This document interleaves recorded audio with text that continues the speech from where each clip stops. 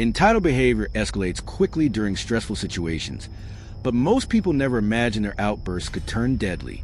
In this video, we're examining 6 disturbing cases where Karen-like behavior led to fatal consequences. Each incident happened during moments of confrontation so common, you've probably witnessed similar scenes yourself. The price of entitlement, the Linda Harrington case. The air inside the big box retail store in suburban Columbus, Ohio, was thick with the frantic energy of December 18, 2016.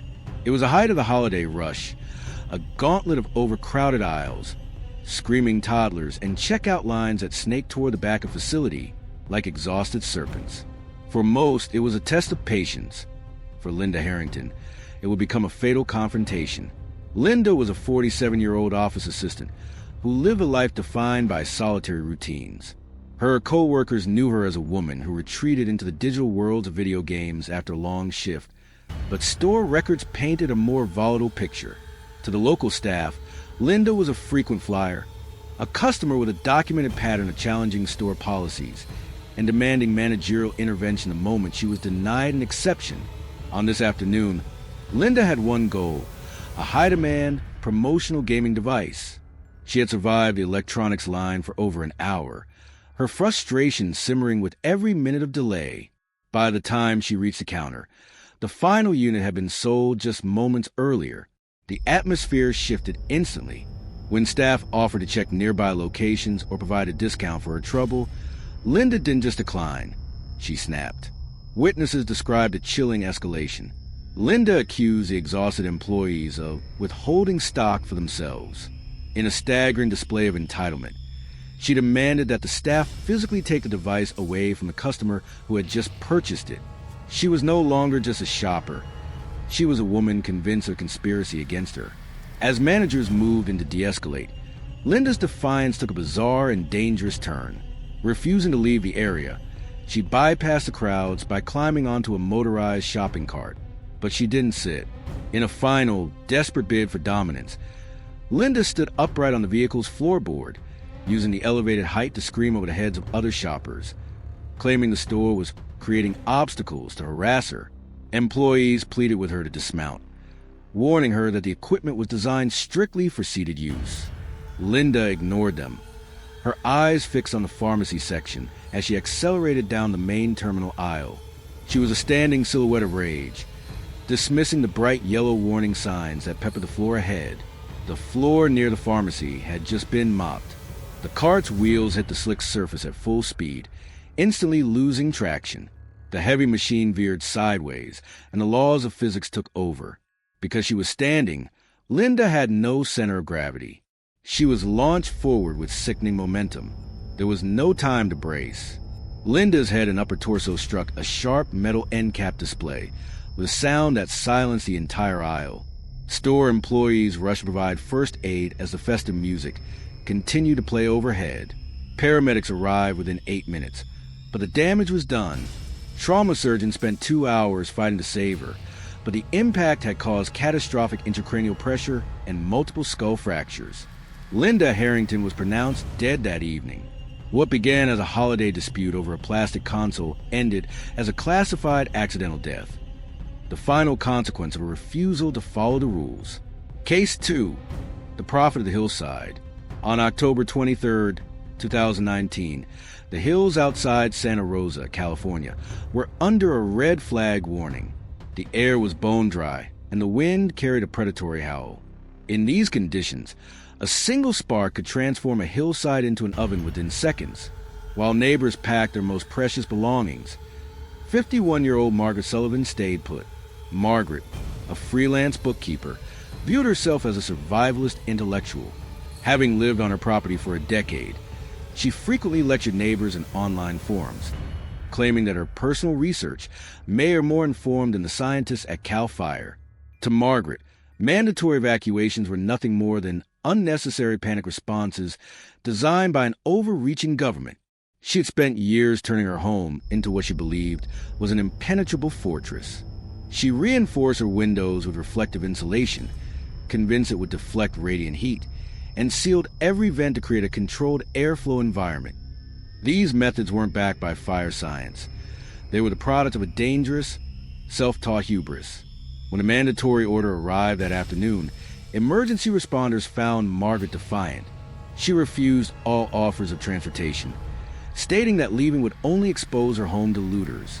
She insisted she was safer in her fortress than on what she called the chaotic evacuation roads. As the smoke turned the sun a bruised purple, she was seen moving furniture inside her house, as if tidying up for a storm that would never arrive.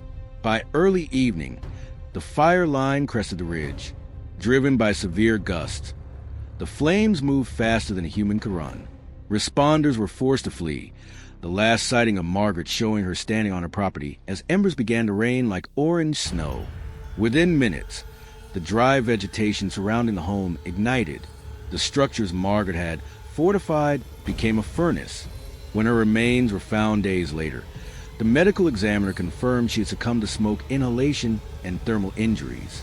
Her fortified home was a footprint of ash.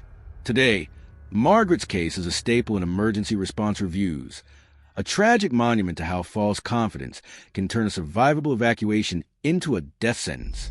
Case 3, the shoulder of Interstate 80. The heat on August 23, 2017, was a physical weight. On Interstate 80 near Reno, Nevada, the mercury hit 98 degrees Fahrenheit.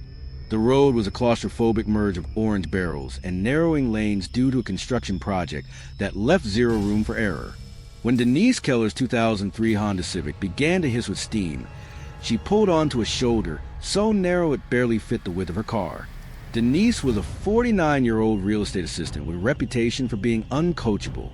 In her professional life, she frequently dismissed the advice of contractors and supervisors, believing she knew better than those she deemed unqualified. This personality trait would follow her onto the scorching asphalt of the Nevada highway. A highway patrol officer arrived quickly, joined by a stage tow truck driver. They urged Denise to move away from the vehicle and wait inside the patrol car for her safety. Instead of complying, Denise turned the breakdown into a confrontation. She questioned the officer's competence, specifically mocking his accent and background. She refused to step behind the guardrail, choosing to stand in the tiny gap between her car and the blur of passing traffic. As the afternoon rush intensified, heavy trucks began to roar past just inches away. The officer pleaded with her to move, explaining that drivers focused on the merge ahead often drift toward the shoulder. Denise dismissed him.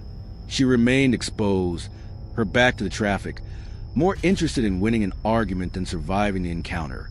At 3:47 p.m., a commercial truck hauling construction materials approached the merge. The driver's eyes were fixed on the bottleneck ahead. His right mirror assembly clipped the Honda, shoving the sedan sideways like a toy.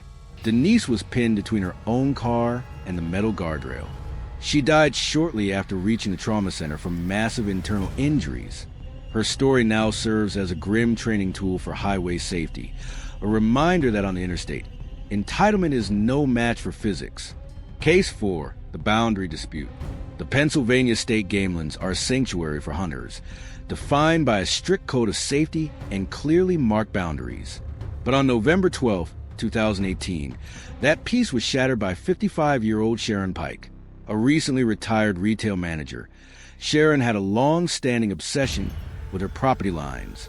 She had spent years filing complaints against the Parks Department and calling the police on families who she believed were trespassing on her rural borders. That morning, a group of 4 licensed, highly experienced hunters were positioned 150 yards inside the public gamelands. They were following every law in the book. Sharon, however, saw things differently. She marched into the woods, fueled by familiar rage, and confronted the group. The hunters were patient. They showed her their permits, their maps, and their GPS coordinates. But Sharon became increasingly agitated, eventually stepping directly into the safety perimeter the hunters had established. Her presence made it impossible for them to hunt safely. But Sharon wasn't there to talk. She was there to dominate. In a moment of catastrophic impulsivity, Sharon grabbed a loaded .30-06 bolt-action rifle from one of the hunters. She claimed she was going to demonstrate their unsafe positioning. But Sharon knew nothing about firearms. As she waved the weapon, her finger found the trigger guard. The rifle discharged. Because of the remote terrain, it took emergency teams 25 minutes to reach her via ATVs. By then, it was too late. Sharon Pike had died on the very land she claimed to own, killed by a weapon she never should have touched. Investigators ruled it a tragic accident, the result of an angry woman entering a dangerous environment she refused to respect. Case 5, the high-speed rollover. Pamela Brooks was a woman in a hurry. As a 44-year-old medical sales rep, her life was a blur of Northern California highways and tight schedules. But Pamela had a dark side behind the wheel, an explosive intolerance for motorcyclists. Her driving record was a laundry list of aggressive lane changes and tailgating violations, a pattern of behavior that was about to reach its terminal velocity. On June 18, 2016, Pamela was driving north on I-5 toward a meeting in Oregon when she came across a 34-year-old construction worker on a motorcycle. She didn't just pass him, she hunted him. Witness footage captured her sedan swerving behind the rider, honking and making gestures. She eventually accelerated past him, then swerved back into his lane, slamming on her brakes to brake check the rider. The motorcyclist, showing incredible restraint, simply signaled and exited the highway at Cottonwood to escape her. But Pamela's rage didn't exit with him. Her adrenaline was spiked, and she continued to drive erratically, weaving through traffic at speeds well above 80 miles per hour. As she attempted to whip around a slower vehicle in the left lane, the limits of her sedan were reached. The car began to slide sideways. Skid marks later showed she was traveling too fast to recover. Her vehicle struck the concrete median at a brutal angle and began to roll. It took firefighters 10 minutes to cut her from the twisted wreckage using hydraulic tools. She was airlifted to trauma center, but the internal bleeding and head trauma were too severe. Pamela Brooks' journey ended not at her meeting, but on a helipad, a victim of her own inability to share the road. Case 6, the barrier at the sanctuary. The Florida Panhandle is home to many wildlife sanctuaries, places where rehabilitated predators live out their lives behind heavy steel and wooden barriers. These animals are not pets, they are non-domesticated, a fact 58-year-old Elaine Porter chose to ignore on September 14, 2018.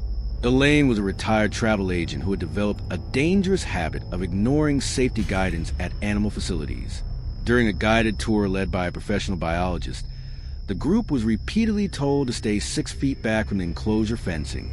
There were wooden railings and warning signs every 10 feet.